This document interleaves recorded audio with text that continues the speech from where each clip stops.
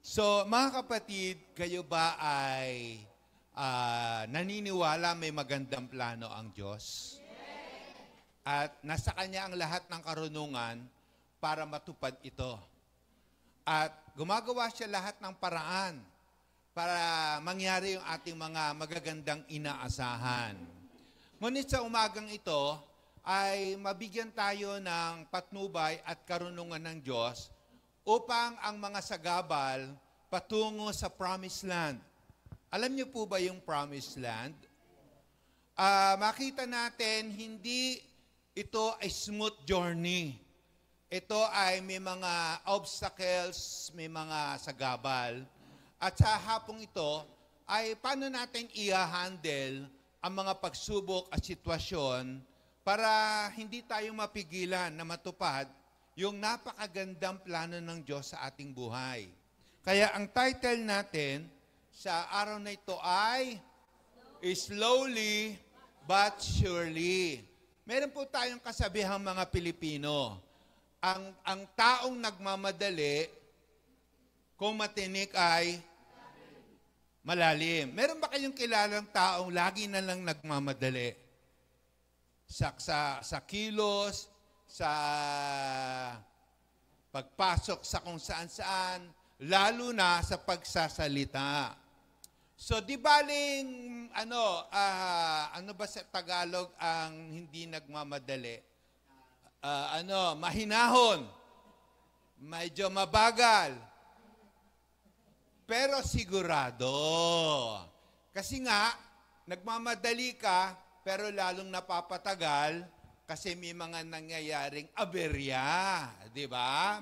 At pag nagka-aberya, lalong tumatagal. Ngayon sa hapong ito, ang panalangin ko, makausap tayo ng Panginoon na matagumpay nating mahandle ang mga pagsubok, ang mga sagabal, upang ito'y hindi tayo mapigilan na matikman ang katamisan ng katuparan ng pagkatawag sa atin ng Diyos. Gusto po ba natin yon? Tumayo na po tayo.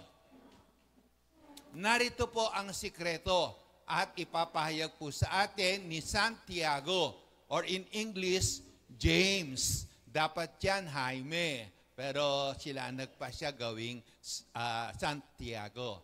So, basahin na po natin. Ready, go! Understand this, my dear brothers and sisters. You must all imitate to listen, slow to speak, and slow to get angry. Amen. Manalangin po tayo. Ama naming Diyos, mangusap po kayo sa amin at matanggap namin ang mga sariwang kapahayagan ng mga katotohanang nakapaloob sa mga salitang binasa namin ngayon. Upang, Panginoon, wag hindi matuloy, wag magkaroon ng kabiguan ang pagkatawag mo sa bawat isa. Napakaganda ng gusto mong gawin sa aming buhay. Gustong-gusto mo kaming dalhin sa mga lugar kung saan meron kang inihandang kapayapaan, kagalakan, kagalingan at kasaganaan.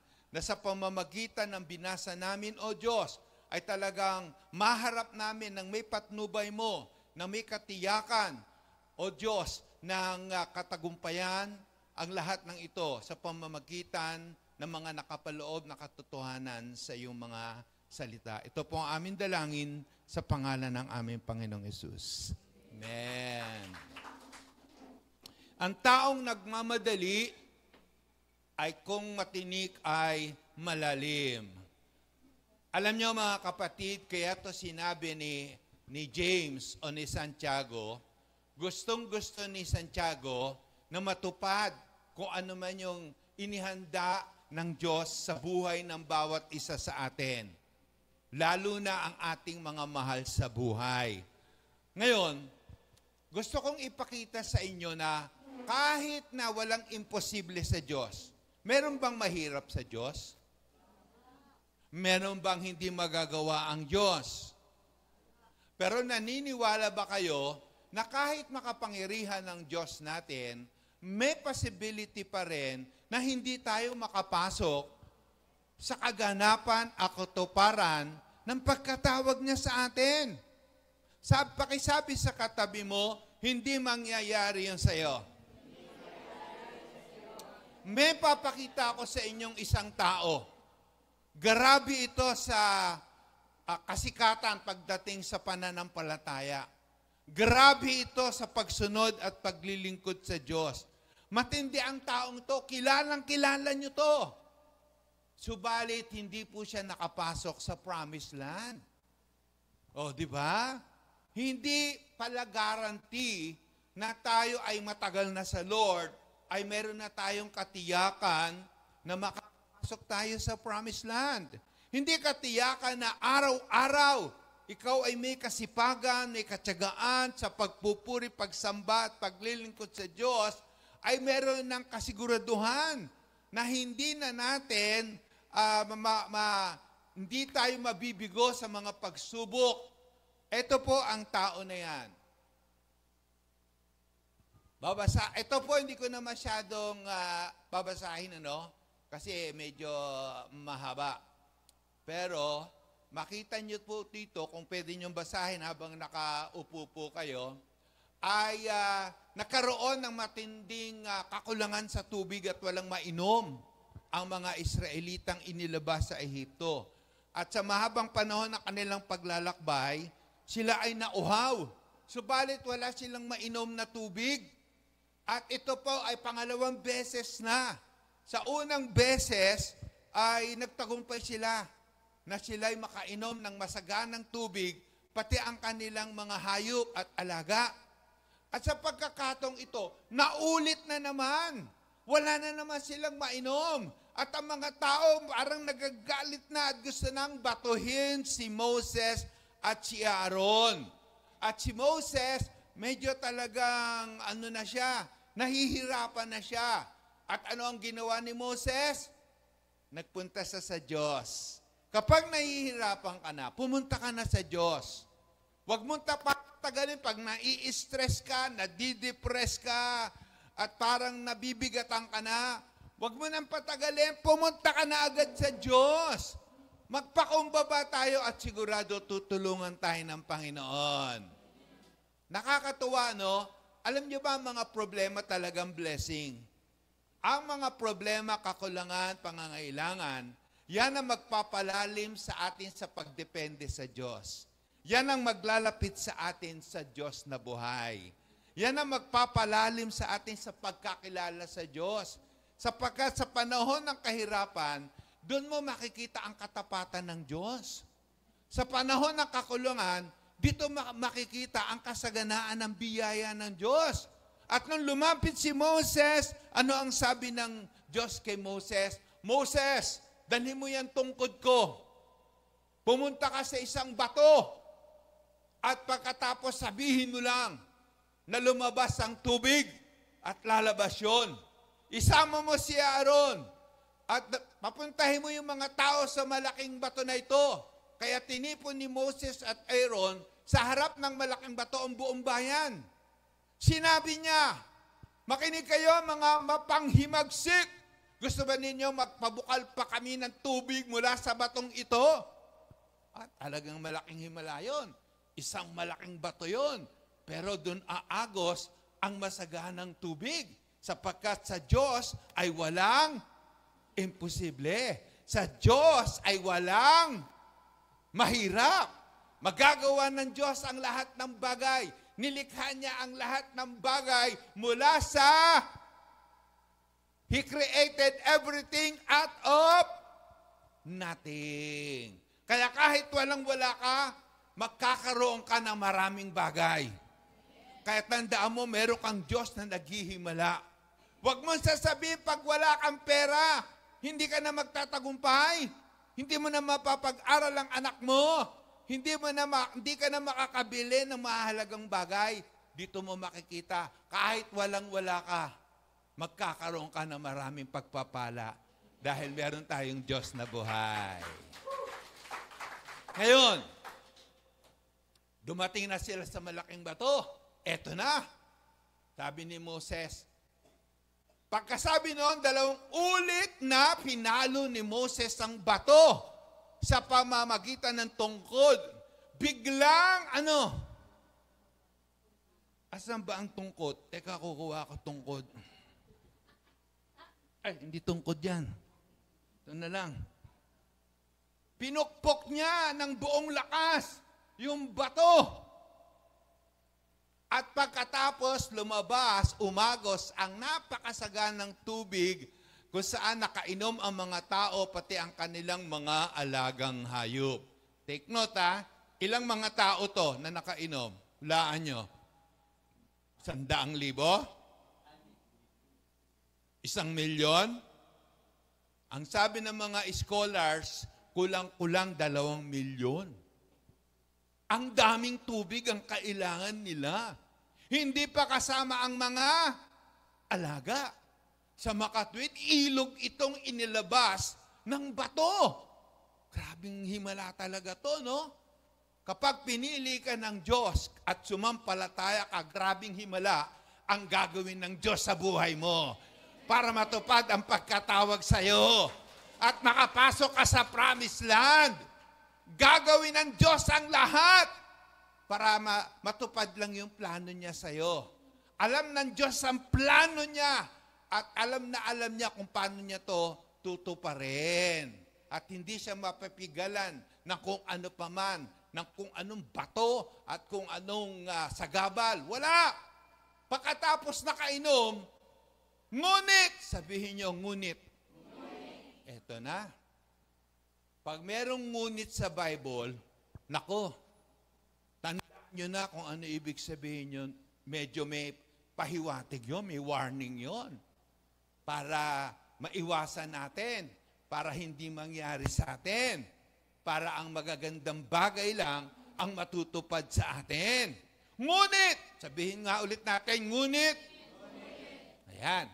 Pinagsabihan ni Yahweh sina Moses at Aaron, sabi niya, dahil kulang ang inyong pananalig sa akin, maipakita sa Israel na ako'y banal. Hindi kayo, ayan na, hindi kayo magdadala sa bayang ito sa lupaing ibibigay ko sa kanila. Hindi sila ang mangunguna, hindi sila ang magdadala, hindi sila ang magpapapasok sa promised land. Ano ibig sabihin nun? Hindi rin sila makakapasok. Makikita lang nila ang kagandahan ng inihandaan ng Diyos. Alam niyo ba may inihanda ang Diyos sa bawat isa? Ang gusto ng Diyos, hindi lang natin ito makita. Na may pagkakataon, ipinapakita ito ng Diyos sa panaginip, sa pangitain, ang magandang gustong gawin ng Diyos sa kanyang hinirang. Nakatulad ni Joseph, ipinakita sa kanya, yuyuko sa kanya ang mga halaman ng kanyang kapatid. Yuyuko sa kanya pati ang bituin at araw. Napakaganda ng gagawin ng Diyos na meron na siyang inihanda. At hindi lang gusto ng Diyos na makita natin yon. Gusto ng Diyos na makapasok tayo doon, matikman natin yon at matamasa. Okay? Ngayon, ang nangyari, na-disqualified si Moses tsaka si Aaron. Sa tingin mo, yan bang katabi mo madi-disqualify o hindi? Anong pananalig mo dyan? Buong tapang ko itong ipinapayag sapagkat ang panalangin ko, isa sa atin ay makakapasok sa magandang pinalanan ng Diyos sa bawat isa sa atin. Ayoko ng isa man dito ang madi-disqualify at hindi makakapasok sa plano ng Diyos na tatawag sa Kanya, Panginoon, Panginoon! At sasabihin ng Panginoon, umalis ka sa harapan ko, hindi kita kilala! Ayoko mangyari yun sa kahit kanino man isa sa atin dito. Huwag nawang mangyayari yan. Gusto ko magkakapit-bahay tayo sa langit. Sa Hallelujah Avenue. Malapit sa Praise the Lord Park. Kumbaga, palakihan tayo ng mansion. Ilang kwarto mo sa mansion? 7 lang eh. Ha? Sa akin, 6. Alam nyo, may kwento eh. Isang pastor, ay sumakay sa taxi. Tapos namatay sila pareho. Yung pastor, ang liit ng bahay niya sa heaven. Sabi niya sa Lord, gusto niya magprotesta. Sabi niya, Lord, bakit ang liit ng bahay ko? Pastor ako, nagsusunog ako ng kilay, nagpupuyat ako sa panalangin, talagang nagsaserve ako sa'yo. Bakit ang liit ng bahay ko? Alam mo, samantalang yung driver, gulat na gulat siya, 10 times bigger. Mas malaki ang bahay. Unfair. Parang may gusto pa niyang paratangan ng Diyos na unfair. Ang sabi ng Lord, alam mo, pag nagpe-preach ka, marami nakakatulog. Hindi na lirinig talaga yung mensahe na magpapabanal at papalakas sa kanila. Bakit naman di yan nagpe-preach? Pag yan nagdadrive, napapapray ng matindi yung kanyang mga pasahero. Balik tayo. Bakit nangyari kay Moses yun? Maganda matutunan natin Bakit nangyari kay Moses? Si Moses na naghimala ng napakalaking himala sa Egypt, di ba? Si Moses na naghati ng dagat ginamit ng Diyos. Si Moses na talagang matindi ang buhay niya. Pero nagulat tayo, hindi siya nakapasok sa pinirepare na Lord na promised land. Bakit? Balikan natin yung natin. Mga kapatid, kapag tayo ay nasa trial, kasi si Moses, medyo nadala siya ng galit To the point, hindi niya na listen carefully. Ang sabi kasi dito, understand this. Unawain nyo. Unawain nyo mabuti. Ako ba talaga nauunawaan nyo?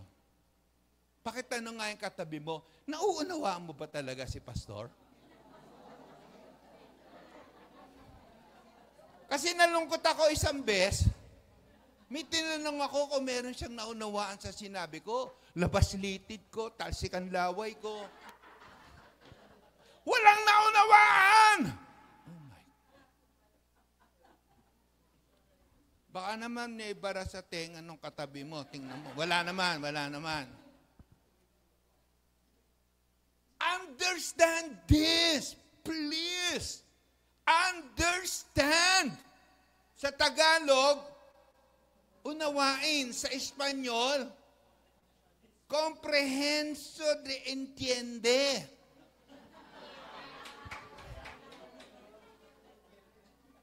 Por favor, please.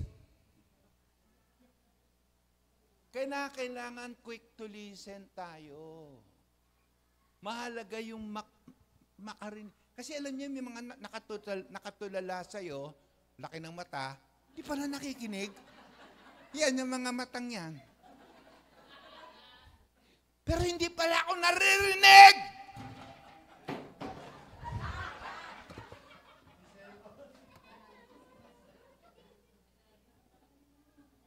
Kung ang presyo na makarinig lang kayo sa akin ay pagkabagsak ng cellphone at nasira, at kayo'y makapasok sa promised land, malaking gantimpala na sa akin yun. Drama nyo, pastor. Understand.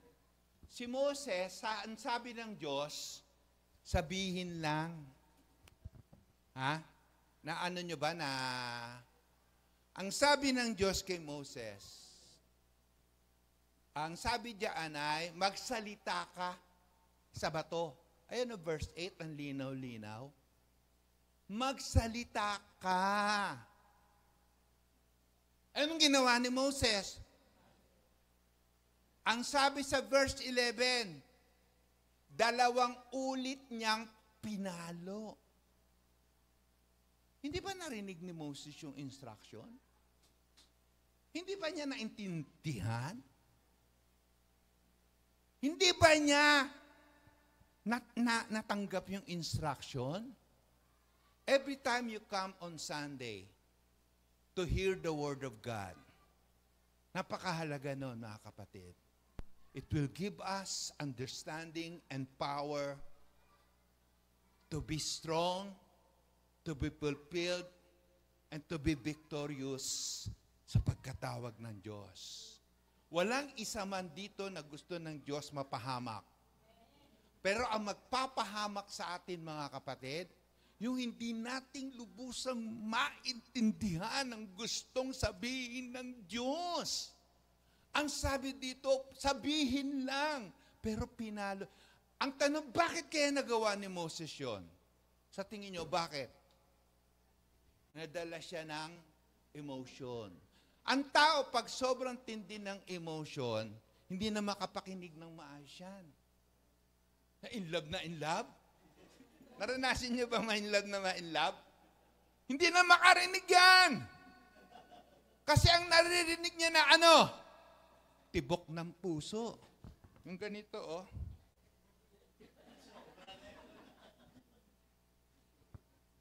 At kapag ang tao very strong in emotion, hindi niya na masyadong malinaw na napapakinggan ang mga instruction ng Diyos na makakabuti sa kanya. At pagsisisihan na lang niya kapag nandun na. Sabi nga ni Joseph nung last Sunday, di ba? Ang pagsisisi laging nasa. Maganda lagay na sa una. Paano? Pakinggan mong mabuti ang hindi sinasabi ng Diyos, ikabubuti ng Panginoon, sa ikaluluwalhati niya, sa ikapupuri niya. Sinasabi yun ng Panginoon, sa ikabubuti natin. Lahat ng sinasabi ng Panginoon, sa ikabubuti natin. Kaya ang pagsisisi, pwedeng laging ilagay sa unahan. Sapagkat sinasabi na ito ng Diyos. Na kapag ito nangyari pa rin sa kabila ng instruction niya, wala nang sisisi. Hindi ang Diyos, hindi katabi natin, hindi kung sino-sino pa, kundi tayo. Ngayon, nadala si Moses ng strong emotion of anger. Kayo ba nagagalit pa? Masama ba magalit? Hindi. Huwag ka lang magkakasala, ka lang magmumura, huwag ka lang magbabanta. Pwede mo namang pwede mong kontrolin yung galit mo. So, paanong paraan? Kasi ang tao, pag galit, saan una mong mahahalata? Sa mata? Ano pa? Sa bibig. Masyado na siyang madaldal. Madali na siyang mainis. Ang taong madaldal, madaling magalit. Kaya ang taong madaldal, delikado. Ang sabi dito, lahat tayo ay madalas magkamali. Kung meron mang hindi nagkakamali sa pananalita niya, siya ang taong ganap at may kakayahang pigilin ang kanyang sarili. Ang dila, sabihin nga po natin, ang dila. Ang dila. Bow. Okay. Ang dila ay tulad ng apoy. Ayan o. Napakaraming kasamaan ang nagmumula sa ating dila at ito'y nagpaparumi sa buong pagkatao natin. Katulad ito ng apoy na nanggagaling sa impyerno at sumisira sa buong buhay natin. Lahat ng uri ng hayop na lumalakad, lumilipad, gumagapak o nakatira sa tubig ay napapaamo ng tao. Pero walang taong nakagagawa nito sa dila. Ang pinakamahirap kontrolin, pinakamahirap paamuin ay ang dila. Wala itong tigil sa kasamaan at puno ng lasong nakamamatay. Ang taong masalita, pakitanong nga yung katabi mo, masalita ka ba?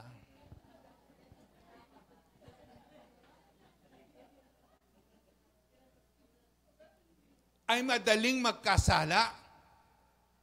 Ang tao namang marunong ay pinipigilan ng kanyang dila. So, mga kapatid, bantayan natin ito. Nakakita na ba kayo ng kabayo? Nakasakay na kayo sa kabayo? Marunong ba kayong mga bayo?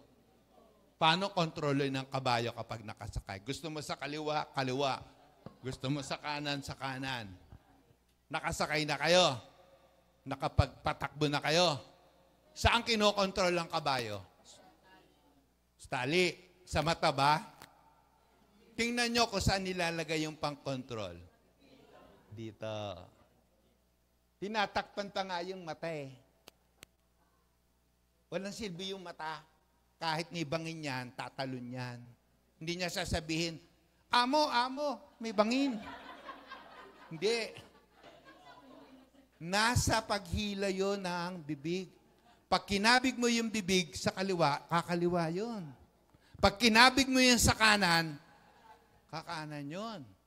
Therefore, pinakikita ang katotohanan, kung gusto mo makapasok sa promised land, sa katuparan ng pangako ng Diyos, lagi mong babantayan ang bibig mo sa panahon ng pagsubok at tukso.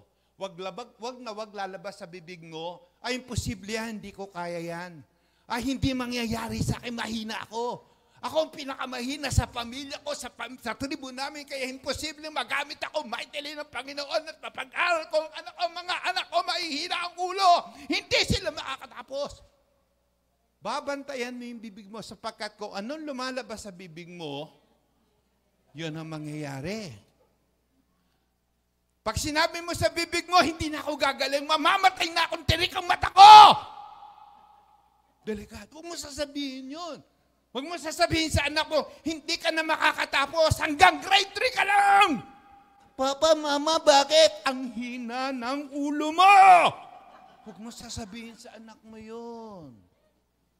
Anak, hindi ka makakapag-asawa ng kasimpogi ng tatay mo. Bakit? Dapat sinasabi mo, anak, alam mo, lalaki ka, makakapag-asawa ka ng Miss Universe. Oh, totoo ba? Ang pogi-pogi mo eh. Yung lalabas sa bibig mo, kahit pangit ang sitwasyon, ang siyang magkokontrol at magdadala sa iyo sa maraming kalayaan, himala at kalakasan na inihahanda ng Diyos sa buhay ng bawat isa sa atin. Ang promised land ay punong-puno ng higante. Pag sinabi mong imposible nating matalo, mapasok ang promised land dahil andiyan, para lang tayong tipaklong, kakainin tayong buhay. Pero yung dalawa, hindi, kasama natin ng Diyos. Kayang-kaya natin sila. Sila'y mga tinapay lang. Grabe. Ang sabi nung dalawa, tinapay lang daw yung mga higante. Anong klaseng tinapay? Dabyana.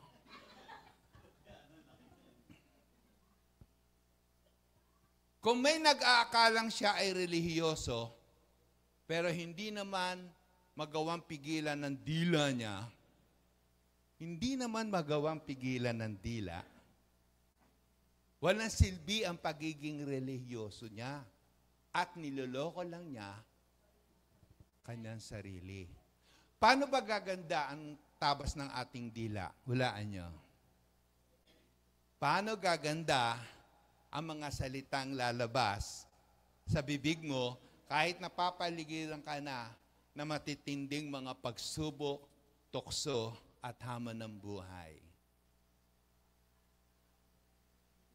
Ang salita ng tao ay makapagliligtas ng buhay o kaya makamamatay. Kaya mag-ingat sa pagsasalita sapagkat aanihin mo ang mga bunga nito.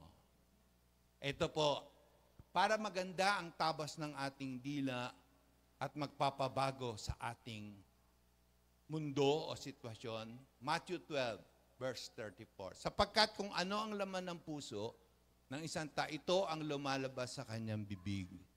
Ang mabubuting tao ay nagsasalita ng mabuti dahil puno ng kabutihan ng kanyang puso. Pero ang masamang tao ay nagsasalita ng masama dahil puno ng kasamaan ng kanyang puso. Tinitiyak ko sa inyo na sa araw ng paghuhukom, mananagot ang bawat isa sa mga walang kwentang salitang binitawan niya, sapagkat ibabatay sa mga salita mo kung parurusahan ka o hindi. Kaya mga kapatid, iniiwan ko ang isang hamon. Huwag tayo maging madaling magalit, nadadaig tayo ng emosyon natin.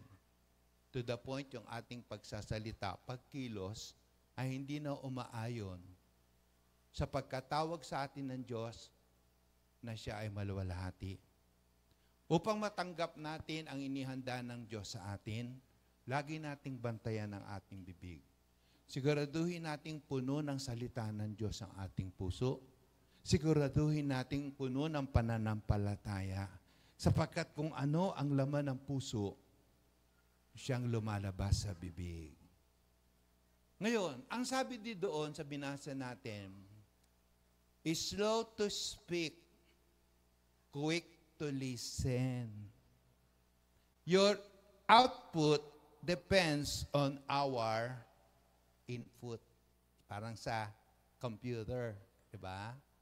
Therefore, mag-ingat tayo sa mga napapakinggan natin. Huwag tayong basta makikinig.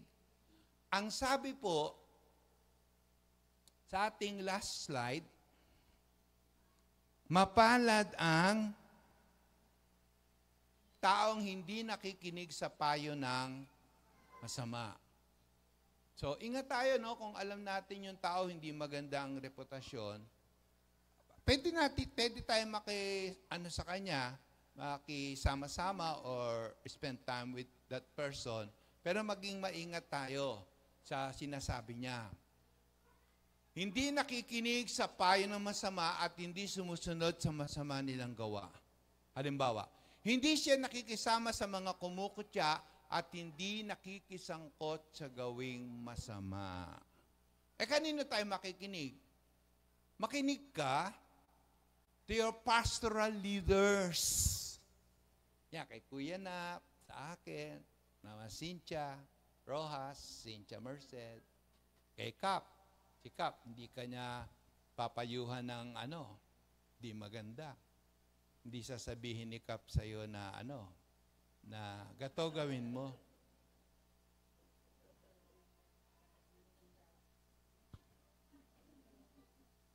Ang laging ipapayo ng course sa atin dito ay pawang mabuti. Listen to their counsel. They are alert to the condition of your lives and work under the strict supervision of God. Contribute to the joy of their leadership. Mag-ambag daw tayo sa ikagagalak ng mga tagapanguno para hindi naman kabigatan ang kanilang pangangasiwa sa atin. Gugustuhin ba natin na maging mahirap para sa kanila ang ating ang pag-aalaga sa atin? Then last, ang papakinggan natin mabilis ay yung ating mga magulang. Wala naman, kung meron man, pero majority, karamihan naman sa magulang nagpapayo ng maganda. Pakinggan natin sila. Hindi nyo kilala ang tatay ko, ang nanay ko. Pero sa kaibuturan ng puso nila, andoon pa rin yung pagmamalasakit. Kaya, makinig tayo sa ang mga anak na may unawa nakikinig sa magulang, ngunit walang halaga sa palalo ang paalala sa kanya. Mga kapatid, let us understand this. Ito'y patnubay para matutunan nating harapin ang hamon ng buhay, sitwasyon at tukso sa paraang may katiyakan ng tagumpay. Slow to speak. Huwag ka muna magsalita. Bantayin mo man ilalabas sa bibig mo. Oo, imposible yung sitwasyon. Oo, mabigat yung kalagayan. Pero, maging slow to speak ka kasi kung ano yung sasabihin mo, pwede magpalala sa sitwasyon. Pwedeng lalang magpabigat. Doon sa mga tao, pwedeng lalo silang hindi magbago. Kaya kung ano yung lalabas sa bibig mo, para ka nagpo-prophesy. Kung mabuti ang mangyayari sa mapangit na sitwasyon. Naniniwala ba kayo?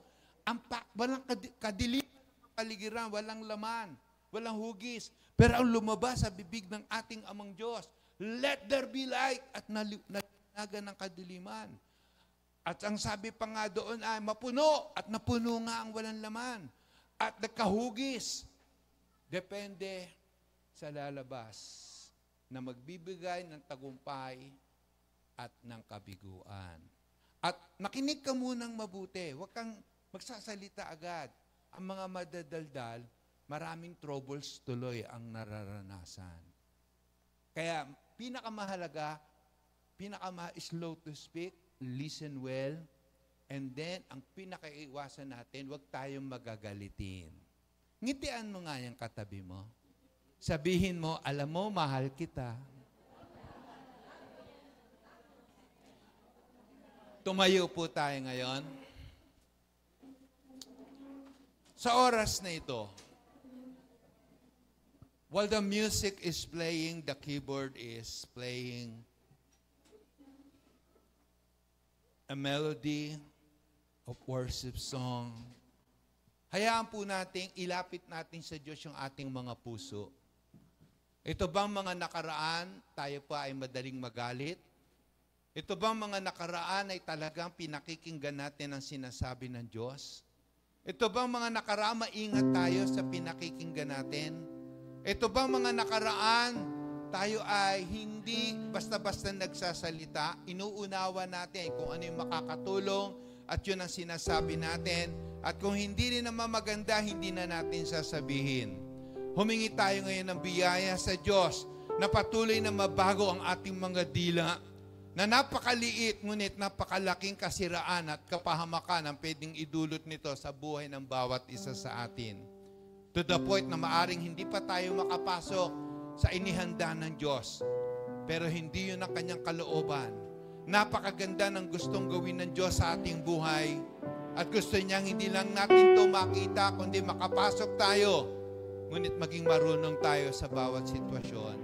Maging mahinahon tayo sa pagsasalita. Maging mabilis tayo sa pakikinig. At maging maingat tayo na huwag maging magagalitin. Lord, tinataas ko ang pangangailangan ng bawat isa. Kapatid, kung may pangangailangan ka, ito man ay sa pinansyal, sa relasyon, sa pamilya, sa trabaho, itaas mo lang ang iyong mapagpalang kamay. Panginoon, ibuhos mo masagana mong biyaya. Bigyan mo ng kapangyarihan ng mga anak mong ito na baguhin ang kanilang sitwasyon, O Diyos. Bigyan mo sila ng makapangyarihang dila na magpapahayag ng iyong mga pangako sa harapan ng mga mabibigat na kalagayan. Na kahit imposible ang lalabas sa aming bibig ay ang pagpupuri at pagsamba, ang pagpapahayag ng iyong mga pangako na walang mahirap sa Diyos, walang imposible sa Diyos. Lahat ay mapangyayari ng Diyos na buhay. Lord, baguhin mo ang sitwasyon ng aming mga kapatid na ito, ang mga nakakaranas ng kahigpitan sa pinansyal, biglang magkaroon ng kasaganaan, O Diyos. Yung mga naghanap ng magandang trabaho, magkaroon ng magandang trabaho. At yung mga may pagkakautang, Lord, mabayaran ng lahat ng ito. In Jesus' name. At lahat pa ng pangangailangan maging kagalingan. Inaangkin namin ang kagalingan. Kahit napakatagal na nito, inaangkin namin ang kagalingan sa aming mga katawan, sa aming mga mahal sa buhay.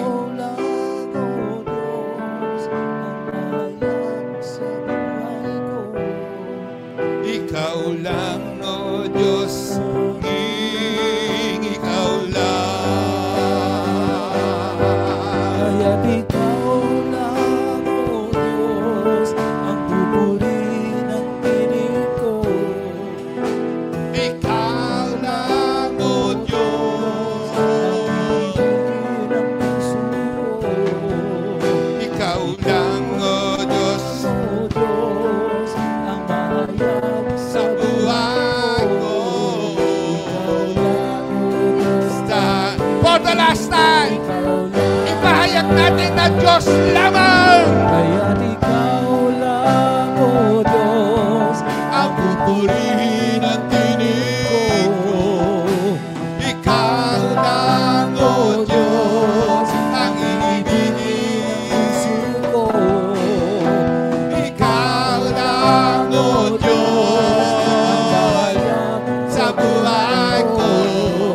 Ikaw lang, O Diyos, lagi. Ikaw lang.